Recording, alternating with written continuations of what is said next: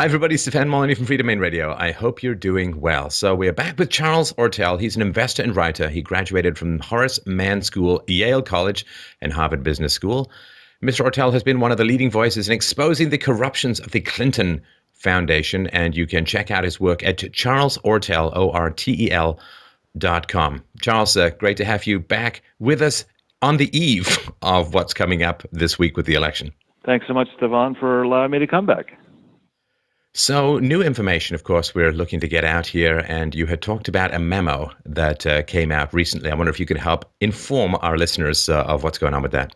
Yes, I'm looking at it right here, Stefan. It's a memo from a lady named Kumiki Gibson, who was Al Gore's counsel and then was in a senior position working for Eliot Spitzer for a time in New York State. This is a highly experienced lawyer, great credentials, who apparently, it seems, was hired either by Bruce Lindsay himself or by the Clinton Foundation or both, and who tenders with exhibits a 19-page memo on the 10th of November, 2008.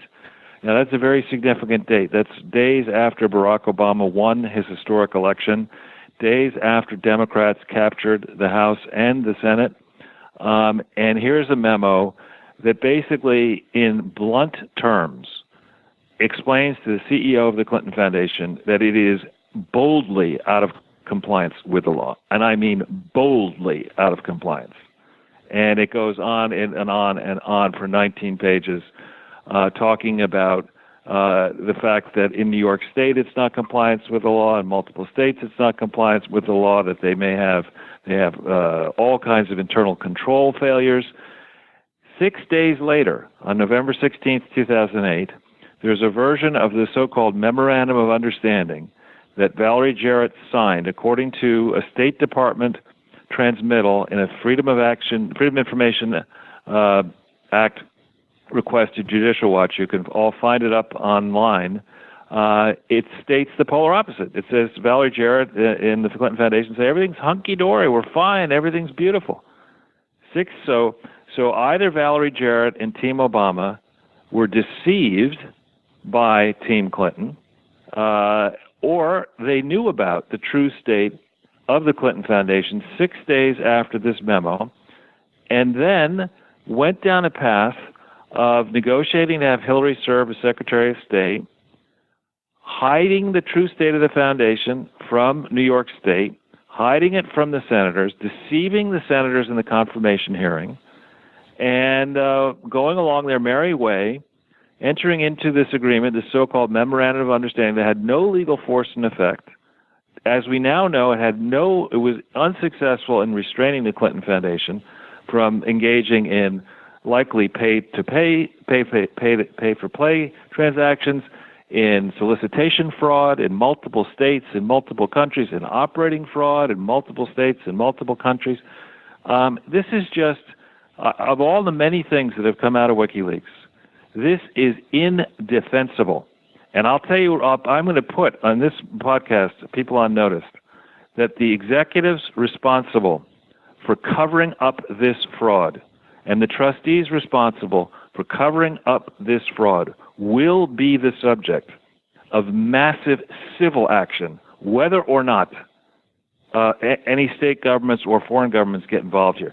This is diabolical, despicable behavior, and people need to be made an example of here, from Bruce Lindsay right on down, Cheryl Mills, Maggie Williams, Dennis Cheng, Andrew Kessel, the CFO, all these trustees, Chelsea Clinton, Hillary Clinton, Bill Clinton. This is disgusting behavior, and it's been going on since 1997. This is a smoking gun memo, and I commend to the attention of your wide listener group. Read this memo, then go read the Simpson-Thatcher memo, read a Maura-Polly memo, and you will see that this has been a fraud since the inception. How many people around the Clinton Foundation, how many people at Williams & Connolly Law Firm, where Kumiki Gibson once worked, how many people at BKD, the accounting firm, and Price Waterhouse, and DLA Piper, either intentionally refused to do their work and look into this, or found this and decided, for whatever reason, whether it's gaining political favor or business favor or whatever, to become part of the fraud. This is a tremendous. This is $1 trillion when you consider all of the legs of it. It is a multi-trillion-dollar, ongoing, unprosecuted criminal conspiracy by the former President of the United States and his family, and by someone who seriously believes that she, based on her involvement with this fraud, should be President of the United States. Barack Obama was not able to bring these people to heel. If Hillary Clinton becomes President of the United States, this thing will never be brought to justice. Right. And what would the basis of a civil suit be against these executives, Charles? Well, there are many different bases. The first is that a public charity, which this is, and I want to draw an important distinction here. This is not Bill Gates giving his personal money primarily to fund an operation. This is an entity which has depended on the United States and individual state and foreign taxpayers to have the valuable franchise and right to solicit donations continually, as they have done, using the internet, using telephones, using mails, and to take this money in and to spend it, in theory, for its authorized purpose without having to pay taxes on any positive differences and on any accumulated values of any endowments or assets. So this is a very valuable right that the Clinton Foundation has had since October 23, 1997. And they have grossly abused that right. They have caused the federal and state and foreign taxpayers to suffer real damages. And if the cowardly members of the establishment in both parties are not willing to go after these people and recoup the massive sums that have been taken from our various state, federal, and foreign treasuries, then there are mechanisms out there where people like me and others can sue and attempt to get this money back on behalf of the citizens of the country, in certain cases, on behalf of the citizens in certain states. This is despicable behavior, and it's not done by rubes. It's not done by people who could say, well, this was way above my head, and I didn't really, know what I was doing here. This is done by people. One person was the Attorney General of the state of Arkansas, the governor of the state of Arkansas, the president of the United States. Another person from the same Yale Law School was a senator representing the state of New York. She should know the state of New York laws. This has boldly been controlled from the state of New York without actually complying with New York state laws. And then she served as Secretary of State. Now she wants to be President of the United States. You cannot behave in this fashion. People, with much smaller exposures and vulnerabilities have been sent away to prison for long periods of time for far less.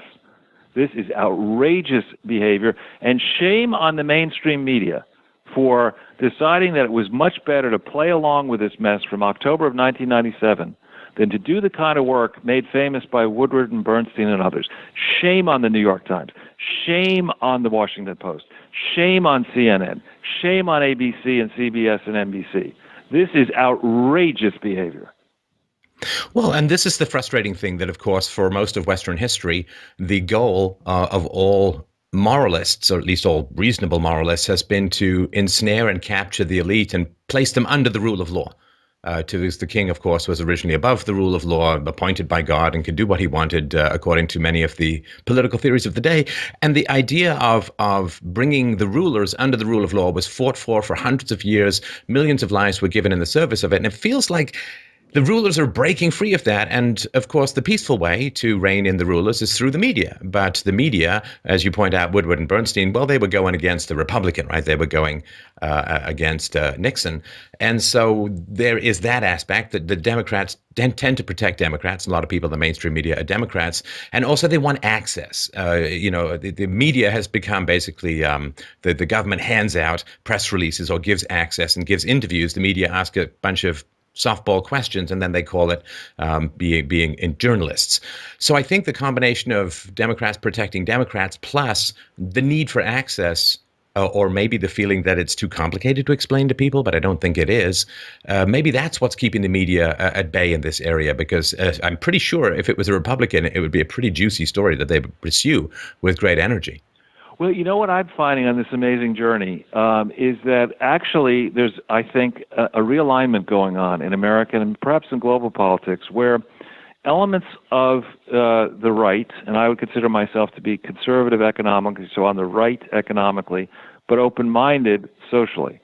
So people like me exist, I think, in the former Republican Party and in the former Democratic Party. And on certain issues, for example, the emergence of a national security state perpetually at war with the world, people on the right and on the left, on the hard left, are finding common cause. I mean, I find myself amazing. I've got to give tribute now to somebody who's become a new friend. There's a fine lady called Utrice Lead, who has been a long-time anchor with Pacifica, which is the leading progressive radio station complex. And she's had me on her show for an hour a day, for days on end, talking about this. And we come at life very differently, very different backgrounds, very different views. But here we find common cause, because progressives and conservatives, people who are not, locked into the establishment big party system, can look at charity fraud, and then we can say jointly, charity fraud, whether perpetrated by a right-leaning charity or a left-leaning charity, is disgusting behavior. You're taking advantage of people who deserve real help, selfless help, and you're holding yourself out around the world as being this fantastic team, as a philanthropist, when in fact what you're doing is you're raping and pillaging in the desperately poor parts of the world. In our country, you're using a charity and your supposed service as arguments for why you should hold the most powerful political position on earth. And the incurious people who are begging for scraps, when I look at some of these Wikipedia emails, and I look at the way in which the Team Clinton boxed in and changed stories, and manages the so-called PolitiFact, which is a garbage organization. I look at the way they were treated by the Clintons. The Clintons have no respect for the mainstream press. They're probably laughing at all these people in the mainstream press. And this is not the way. The mainstream press is supposed to stand up for the public at large, supposed, as you say, to try to keep the leaders in check, to ask the tough questions that the cronies don't want to have asked. That's what our press is supposed to do. And our press has been asleep at the switch for a long, long time. And it's people like you, Stefan, who are gaining traction around the world. It's an honor to be on your show. I see how actively you're followed. And there are people like you who are shaming the mainstream press. I mean, now that I see this memo, I had one meeting with somebody at the New York Times who will remain nameless. I gave them chapter and verse on this. This is far bigger than Watergate. This is far bigger than Tammany Hall. This is a disgusting mess. And it is, anybody who could pull the lever now for the Clinton machine, having read Nemiki Gibson's memo on November 10th, 2008, and looking at the true state of the Clinton Foundation, and understanding how many billions of dollars they have, in theory, declared that they raised after this fraud was known to the top people at the Clinton Foundation, they should lose their right to vote. I mean, it's ridiculous that you would countenance allowing these people. I wouldn't let these people run the French fry machine in a McDonald's, which I think actually is pretty tough to run, let alone one burger restaurant, let alone have prosecutorial discretion, in the most powerful nation on earth. This is ridiculous. And let's talk a little bit about the bombshell, of course, that came out recently, which is James Comey reopening the investigation. And I know that that's a lot to do with classified information, and there are people who say that's a bit of a red herring compared to what really is going on in terms of corruption, which is the Clinton Foundation, although I'm sure the people whose lives depend upon the retention of security information might view it differently. But one of the things that I suspect, there's no proof as yet, although there have been rumors that in the 650,000 emails that the NYPD and the FBI are coming through at the moment, they found some pretty heinous stuff. But to reopen an investigation and to announce it shortly before a presidential election regarding one of the candidates is such an unprecedented step and such an escalation. I have to think that they found something in there that perhaps they're not allowed to talk about, or perhaps the Department of Justice is pushing back very hard on them talking about. But they have found something, I believe, so heinous that the best they could do was shoot up this flare and say, in sort of code, we're reopening this, we're talking about this publicly. We can't talk about what's in it, but for anybody with any brains, it's a pretty red flag of what's going on. And of course, there could really be stuff in there about the Clinton Foundation that might blow this investigation wide and accelerate it enormously. Well, I think I know, I could suspect or hazard a guess as to what elements of why they may have done this. So to unpack that analysis a little bit, the thing that I find fascinating and gratifying to learn is that while you're absolutely correct, Comey did wind down the public corruption side of the investigation July 5th, 2016, we learned in recent days that the investigation into the Clinton Foundation by the FBI has been ongoing for months and is very broad in scope. So I'm very pleased to learn that, because I think that investigation ultimately is the one that is going to bring these people to justice. Last year when I started thinking about this, I got to meet Peter Schweitzer. I talked to him about it a little bit, and I tried to explain to him that the public corruption side, the idea that while Secretary of State, the Clinton family was basically trading access and ability to influence the federal government and perhaps foreign governments for the benefit of themselves and for donors, that's diabolical stuff, but it's much tougher to prove that than it is to prove charity fraud.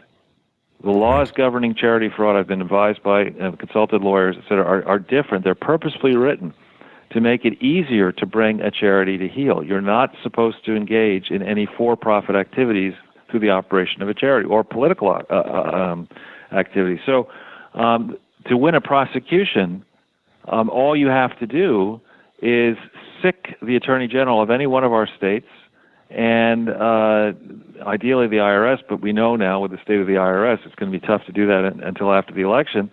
You open a real investigation, and there is a review, apparently, out of the Dallas office of the IRS that's been ongoing since July, thanks to the great efforts of Marsha Blackburn, the congressperson from Tennessee, who brought this to light. Once the IRS goes after a charity, and once the FTC, which has declined to go after a charity, in this case, goes after the charity, you don't want to be in that place, because the burden of proof actually falls on the charity to prove that it is in compliance with laws. And if, for some reason, this charity has destroyed old records, they're just done.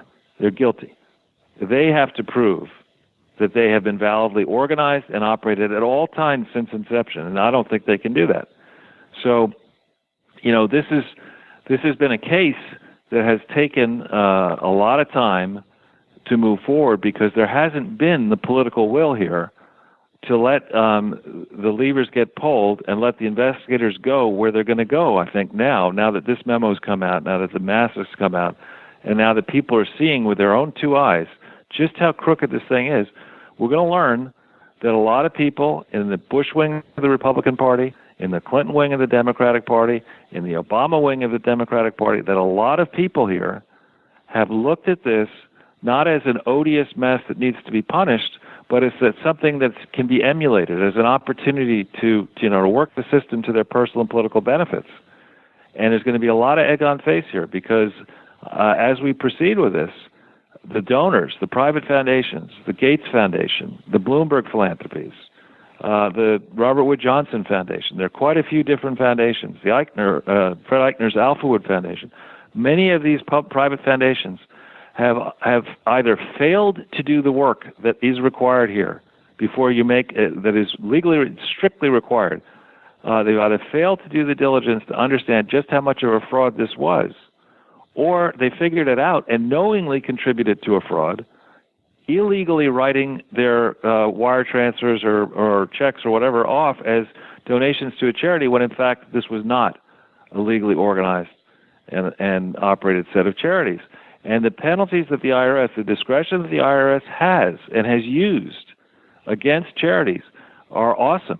I mean, if the IRS, whoever wins here, but if, let's say, Donald Trump were to win the presidency and he wanted to find a way to close the federal budget deficit by an enormous amount of money, he could cause each of these foundations to be audited, or at least to be reviewed, and then the normal processes could proceed, and one could find a way to take tens of billions of dollars away from some of these private foundations that have failed to do the work they're supposed to do to help the IRS make sure that the charity sector is operated properly.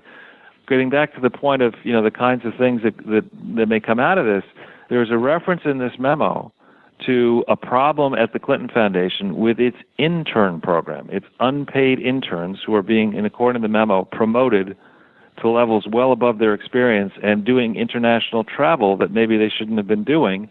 Then there's a throwaway reference to a lawsuit that wouldn't have happened. And then the person who wrote the memo, Kumiki Gibson, there's a guy at the Daily Caller, Mark Tapscott, who's a fine investigative journalist, points out in a piece out recently that she talks about how she defended the Clinton Foundation against a lawsuit relating to its intern program. Wonder what that's all about. Now, one of the scenarios, of course, that is being put forward is that Donald Trump gets in, and this seems to be more and more likely, in my opinion. So Donald Trump gets in, but in the interim period, Obama issues a blanket pardon for Hillary. And my understanding, I mean, I know neither of us are lawyers, but my amateur understanding is it's not a magic spell that absolves you of all possible legal complications. The president can only pardon a federal crime, not a state crime or any kind of foreign crime. And of course, there are lots of other people who would need pardons as well, because it is quite a nest of corruption that seems to be sort of festering at the center of all of this. Do you think that there is this magic get-out-of-jail-free card, or is there going to be limitations on the kind of absolution that can be provided by Obama on his exit? Well, I would say that all actions have consequences, and here, ironically, life is imitating life. In the final days of the Clinton presidency, what got Bill Clinton, let's just say a rebuke across the political spectrum, was his most unwise pardon of a diabolical man, Mark Rich, and his business partner at the last minute. And the record shows Joe Conason has written a book, which is actually a pretty well-written book, I think, and he's got a different perspective than perhaps Stefan, you and I have on life, but he's a great writer, and there are a lot of vignettes that are quite interesting, and unfortunately for Mr. Conason, get the Clinton Foundation in tremendous difficulty, because it reads like a confession of charity fraud. But it explains in that book, in many places, just how difficult it became for the Clinton Foundation to raise money. So potential donors do not like to get associated with this type of scandal. So I would have the following message to Barack Obama, who I'm sure does not listen to me.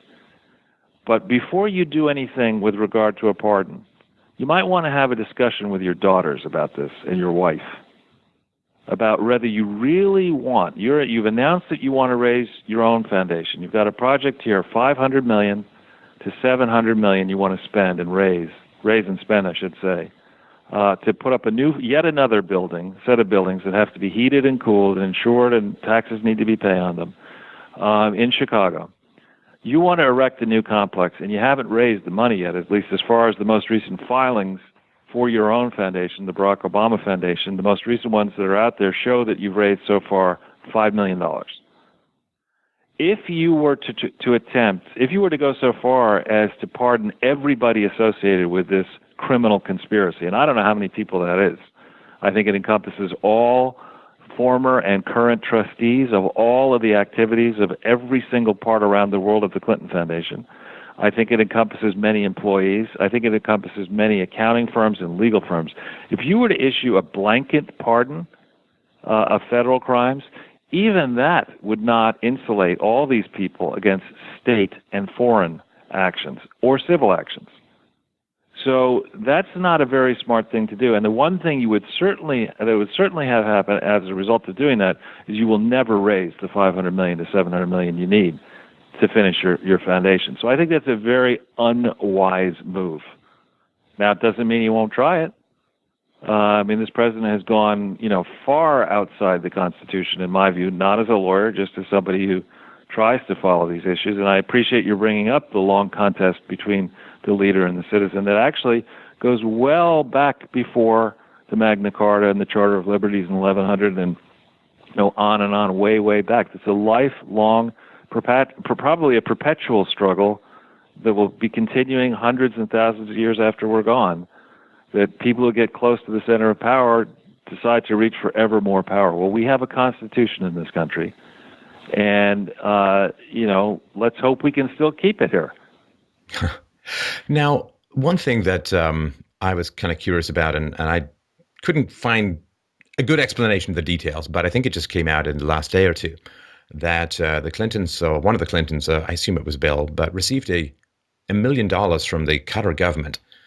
And this was not reported to the State Department or to the government. And that was, of course, one of the deals, was that to be Secretary of State, Hillary, as far as I understand it, she had to provide information about foreign donations to the foundation and to whoever might be receiving it. That seems like a pretty significant oversight. It's not like that $1 million. I'm so sorry, I forgot it. Maybe I left it under the couch. I mean, that's such a big amount of money. That would there not be some intent to keep things hidden if that's not reported? Well, yeah, and that's a really serious one. So, full disclosure, I was one of the signatories on various letters that were called the Stop Qatar Now movement. So I am more than modestly familiar with the odious state of Qatar. That is, it is a monarchy. It is controlled by one family. It is proud to be a supporter, or has been proud to be a supporter, of some of the most viciously anti-Western rhetoric coming out of a supposed Muslim cleric. This is not just any old state. This would be like taking money from Adolf Hitler, as far as I'm concerned. And obviously they didn't want to report it, because what was going on in 2010 and 2011, or for that matter in 2009, 10, and 11, and afterwards, was that the Obama administration, and under Hillary Clinton's direction as the primary architect of and implementer of our foreign policy, ally after ally across the Middle East was being brought down. Long-standing ally in Egypt, a country I started going to first when I was 19 years old in 1975, is a longtime ally was unwisely brought down by Clinton and Obama foreign policy, and the Muslim Brotherhood was put into power in Egypt. And look what happened there. Look what had to happen in the end. So, of course, they didn't want this $1 million gift, in focus in their filings. Now, there is a journalist in the mainstream named Mark Greenblatt, who's with the E.W. Scripps company, and he has written some important stories about failures the Clinton Foundation has had to report properly under New York law. In New York here, the laws are tougher than in other states, many other states, and you've got to fill out not only the form for the IRS, but a special New York form in which you are required to disclose exactly who and why and the amounts of all government donations, foreign and domestic. And you can't lump it in and just say, I got $1 million from Qatar. You have to say the address, the purpose, the amount. And if you've got 3 gifts that added up to $1 million, you've got to list each of those out. And you've got to reconcile on the state form the government donations to a line on the IRS form which you're supposed to fill out of your total government donations. And the Clinton Foundation, to this day, here in 2016, still has not complied with that requirement, which came in New York, came into full force and effect in 2004. So none of their filings in New York are lawful, none. And the penalties, in theory, are strict. Schneiderman, our Attorney General, several weeks ago, to great fanfare, announced that he'd opened an investigation into Donald Trump's charity forms over a $1.5 million issue. This is not just the $1 million from Qatar. This is a multi-billion-dollar issue. And he's just saying, it's okay. We're going to go after Trump, but we're not going to go after Clinton. Right. So what I find astounding, I mean, a lot of this stuff, of course, remains in the realm of, to some degree, it's unproven allegations and so on. And I'm perfectly aware of all of that. I'm fine with innocent until proven guilty. However, and I know that this is dangerous territory just in terms of what I just said, but the number of scandals surrounding the Clintons, the number of investigations surrounding the Clintons are pretty unprecedented. This sort of power couple that has been weaving in and out the gray edges of the law for close on, more than 3 decades, I guess, by now. People are going to go on Tuesday and decide who is going to be the next president of the United States. And this would probably be the last time you and I talk before that day. And I wanted to give you the platform to just give the information that is not coming through from the mainstream media, that people really, really need to hear. I mean, you've got an audience of maybe 500,000 people, and what is it that you want them to know about, and what considerations do you want them to keep in their mind when it comes to Tuesday? Well, I think, thank you for giving me this opportunity. I think that we are now here in November 2016 at a pivotal moment in global history. We have in this country, in the U.S., a country that has a strong franchise and a deep tradition, but we have tenuous finances. We have been adding to our debt monstrously. We have been allowing the political class and the establishment to dispense favors to the elites that may enrich some of them, but certainly have left all Americans, whether right or left-leaning, much poorer, and now in a position where we have to pay back these debts. We have, in addition, gone from being unchallenged as the only superpower on the planet back in 1992 to being tested by some friendly rivals and, aggressively so by radical Islamic people. This is not a moment where the American public can go to the polls, pull a lever, and say, all right, now it's up to whoever wins to solve the problems. This is, I think, a pivotal point where we've got to get engaged. The founders originally viewed the government they had bequeathed to us as a participatory government, a participatory republic. The people who filled the different positions in our government were supposed to be citizen legislators, citizen governors who would return to the private sector. They weren't supposed to be a perpetual political class who, would never be held to account and would be able to lead the kind of caviar and champagne and private jet lifestyles that the Clintons love so much, even when they can't find a way to pay for it lawfully. So this is a moment where we've got to really dig deep into our souls. We've got to forget about issues that are annoying but maybe not dispositive, and ask some simple questions. Going forward here, what do we need? Do we need a leader or a proven set of liars? Do we need a burglar, as the Clintons appear to be, or a builder? And can we leave this just to Donald Trump alone, or do we need to stay in the movement and the moment and stay engaged and stay in the process of holding the political class and the bureaucrat class to account? We don't need slogans. We don't need fancy advertisements.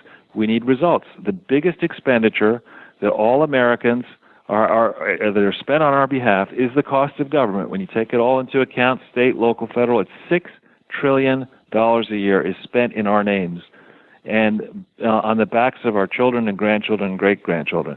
To what purpose? Things have changed radically since 1998. We don't need the same old approach to life. Why are political parties relevant? We don't need to go through the conventions and the primaries and all this kind of stuff. We need governments that actually take our money and fix things. We need to think, to the extent we're going to meddle around the world, you could say Donald Trump has no experience in government. I think that's a plus. We look at our foreign policy accomplishments, and really Republicans and Democrats alike point to one place in the world where America is better off in 2016 than we were in 1992. Maybe some island in the South Pacific, but I mean, in the important places in the world, we are almost in a shooting war with Russia in many locations. We're at loggerheads with China in many locations. Europe is breaking up. The situation in South America is a disaster. The situation in the Middle East is a disaster. Refugees are streaming out of the Middle East into Europe just at a moment in time where Europe has its own challenges. I mean, how can we say with a straight face that Americans, American foreign policy experts and economic experts know anything? And Lord help us, on the flip side, should the Clinton team actually make it across the line, we're told that Bill Clinton is going to revitalize the American economy in the same way that he revitalized Haiti. Well, or in the same way that he claimed to revitalize the American economy because he happened to be riding on a Fed-fueled tech bubble by accident, Exactly. It's very strange but true. All right, well, I appreciate your time. We'll link to the memo that you have mentioned about it. People should go down and read it in the notes to the show.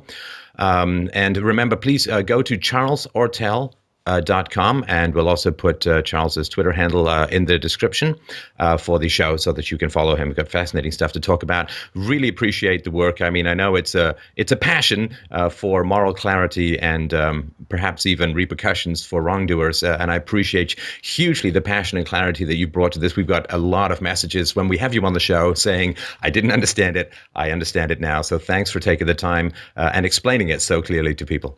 Thank you for having me on, Stefan. Best wishes. Take care.